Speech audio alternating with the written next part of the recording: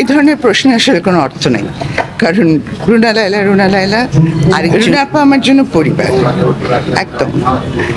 এবং ওনার জন্মদিনে ওনার জন্য অনেক অনেক শুভকামনা। রুনা আপা এই বাংলাদেশের সমস্ত শিল্পীর জন্য অনুপ্রেরণা। উনি শিল্পের সাধক, সবাই শিল্পী হতে পারে না। ওনার জন্য আমার অফুরান ভালোবাসা, এবং আমি আশা করব যে উনি ওনার এই শিল্পকে, যারা বয়সে ছোট অনুজ, তাদের সবার ভেতরে উনি যেন ছড়িয়ে দিতে পারেন এবং সবাই যেন তার কাছ থেকে গ্রহণ করে। কারণ রুনা আপা অবারিত দ্বার, ওনার ঘরের দরজা সবসময় শিল্পীদের জন্য খোলা। আমরা কি একজন রুনা আপাকে আবার বাংলাদেশে পেতে পারি?